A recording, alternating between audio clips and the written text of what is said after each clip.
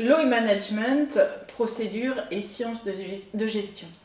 Comment le droit et la procédure en particulier prennent-ils en compte l'influence des sciences de gestion?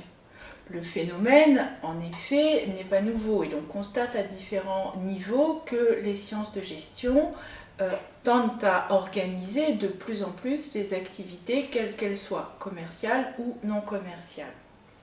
Du point de vue du droit, l'intégration des savoirs scientifiques dans la procédure a pu être démontrée, qu'il s'agisse des données biologiques, de la balistique, de la chimie également. Toute une série de connaissances scientifiques ou techniques ont pu être introduites dans les procès de façon à mieux connaître, mieux comprendre et mieux juger.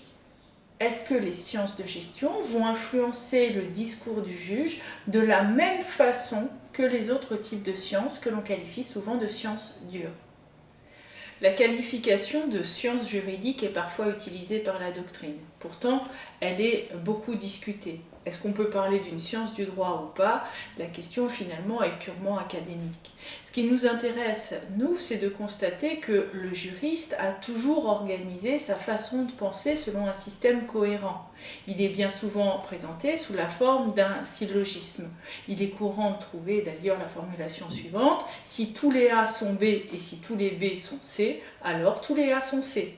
Si tu as commis tel fait et que tel fait est puni de tant d'années de prison, alors tu encours tant d'années de prison. C'est relativement simple et ça paraît même un peu réducteur par rapport à la complexité de l'intervention du juge.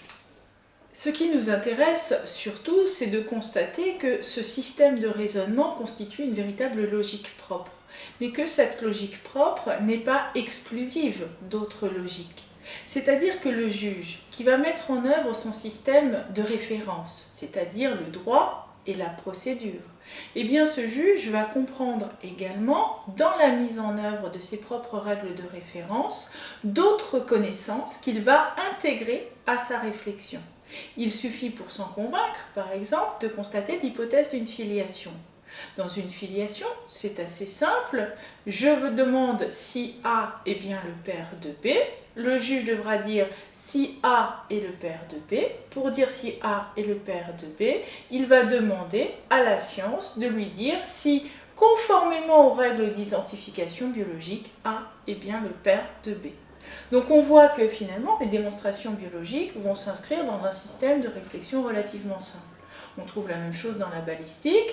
Je recherche l'origine d'une balle qui est entrée dans un corps. Je vais regarder si, d'après les démonstrations balistiques, la balle a ou n'a pas pu être tirée de tel ou tel endroit. En ce qui concerne les sciences de gestion, peut-on retrouver la même chose? La question est délicate, car les sciences de gestion n'ont pas véritablement la même dimension, n'ont pas la même autorité, n'ont pas la même ambition que les sciences dites dures. Et pourtant on les retrouve. On retrouve les sciences de gestion dans différents types de contentieux. Les contentieux en droit du travail, discrimination, harcèlement. Les contentieux en droit commercial, en droit de la concurrence. Toutes les sciences de gestion vont alors s'inviter dans le débat judiciaire pour démontrer des stratégies d'entreprise dans un but de convaincre le juge. L'influence des sciences de gestion sur le droit peut se retrouver aussi sur l'organisation même de la justice. On sait que la justice est une valeur vers laquelle le juge doit tendre. Et on sait aussi que la justice est un service public, que les magistrats sont des fonctionnaires qui vont rendre un office très particulier. Et bien même dans l'organisation de la justice, les sciences de gestion se sont invitées. Alors que la justice paraissait véritablement réfractaire à l'ensemble des sciences de gestion jusqu'à il y a quelques années, eh bien elle s'ouvre aujourd'hui aux techniques du management. Le management est désormais enseigné sous quelques modules aux magistrats. On cherche à améliorer la productivité, qui était un gros mot jusque-là, des juridictions. On cherche à gérer des flux, des stocks d'affaires, ce qui jusqu'ici n'était absolument pas connu. On met en place des systèmes de gestion des budgets, des services administratifs régionaux qui vont avoir vocation à gérer également les juridictions. Donc c'est une première influence des sciences de gestion sur le droit, non pas sur la juridiction, mais sur la façon d'organiser la justice. Le droit ne se contente pas de prendre modèle sur les sciences de gestion dans ses structures d'organisation. Il convoque parfois les sciences de gestion à titre cognitif. Il va chercher à comprendre pourquoi une entreprise a agi de telle ou de telle façon pour mieux rendre sa décision. Et c'est ainsi, par exemple, que la Cour de cassation a prononcé un certain nombre de décisions dans lesquelles elle prenait clairement en considération la politique de gestion de l'entreprise, la stratégie de l'entreprise ou les codes de l'entreprise. Ainsi, par exemple, saisie d'une question relative au harcèlement moral, la Cour de cassation a clairement dit qu'il fallait distinguer le cas du harcèlement de la simple conséquence du stress lié à la compétitivité inhérente au fonctionnement de toute entreprise. Donc là, on voit bien que les sciences de gestion et le fonctionnement normal de l'entreprise viennent éclairer une situation juridique. De la même façon, on trouve parfois des politiques de gestion qui sont considérées comme des techniques qui peuvent constituer un harcèlement dès lors qu'elles se traduisent pour une personne particulière par des actes répétés qui sont de nature à entraîner les conséquences visées par le Code du travail.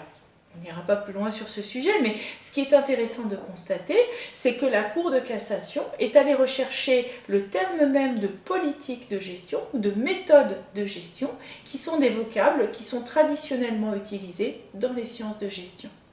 Donc on voit que la Cour de cassation se laisse pénétrer en quelque sorte par des connaissances, des logiques qui ne sont pas des logiques purement juridiques, qui ne sont pas des logiques non plus purement scientifiques au sens des sciences dures, mais qui sont des logiques de fonctionnement.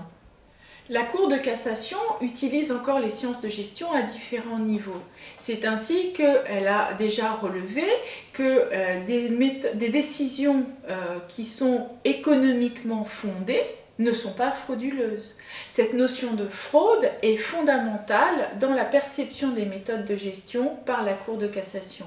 Car en effet, si elle estime que dès lors qu'elles sont économiquement fondées, les décisions ne sont pas nécessairement frauduleuses, elle place les sciences de gestion dans une position très particulière par rapport à la fraude. On ne peut pas lui en vouloir. Elle ne présume pas que les méthodes de gestion sont des méthodes pour frauder le droit. En revanche, ce qu'elle dit, c'est qu'il y a un intérêt particulier à surveiller l'intégration des méthodes de gestion et des sciences de gestion dans l'utilisation du droit, tout simplement parce qu'il y a un risque d'instrumentalisation beaucoup plus fort dès lors que l'on est dans le domaine commercial.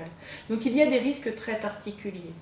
Et ces sciences de gestion, les démonstrations relatives aux sciences de gestion sont très souvent utilisées également par la Cour de cassation, mais aussi par les juges du fond, pour démontrer si oui ou non il y a eu fraude dans un cas particulier. La terminologie, les pratiques, les logiques propres au droit comme aux sciences de gestion ne doivent donc pas être considérées comme créant des frontières hermétiques entre les logiques juridiques et les logiques gestionnaires. Bien au contraire, il semble que ces systèmes interagissent entre eux.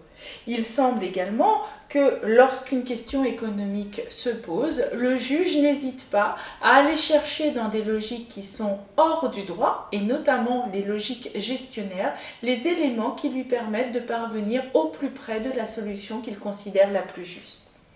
L'intégration des méthodes de gestion dans la logique juridique n'est donc pas nécessairement une preuve, ou en tous les cas une suspicion, une présomption d'instrumentalisation du droit. Bien au contraire, cela peut constituer un élément permettant de mieux appliquer le droit en comprenant mieux les logiques qui président aux actions des différents acteurs. Ainsi, par exemple, peut-on déceler beaucoup plus facilement grâce à l'éclairage des sciences de gestion des fraudes non pas seulement des entreprises, mais parfois aussi des employés.